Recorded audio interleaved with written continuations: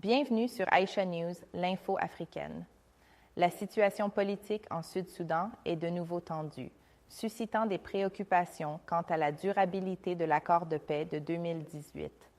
Récemment, le président Salva Kiir a ordonné une série d'arrestations et de limogeages parmi des figures politiques et militaires, exacerbant les tensions avec son vice-président Riek Machar. Cette dynamique rappelle les conflits précédents qui ont plongé le pays dans la guerre civile en 2013.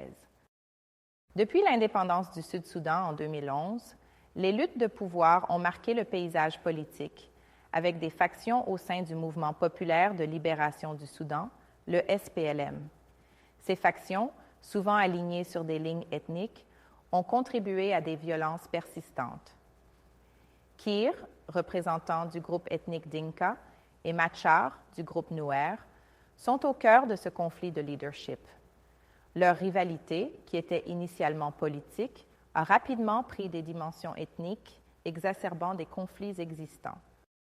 Le résurgence des tensions récentes se manifeste par des violences dans l'État du Haut-Nil, où des rumeurs de démobilisation forcée de groupes locaux ont exacerbé les conflits communautaires.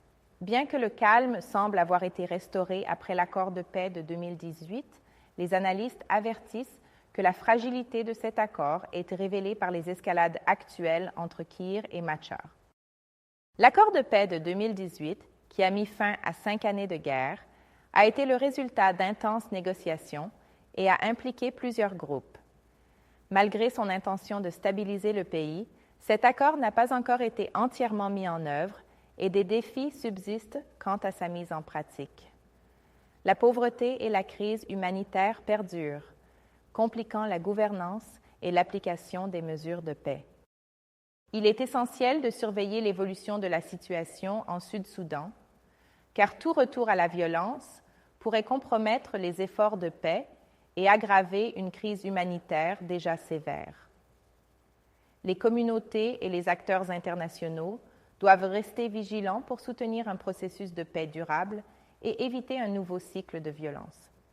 Les récentes tensions entre Kiir et Machar représentent un tournant critique qui pourrait redéfinir l'avenir de la plus jeune nation d'Afrique.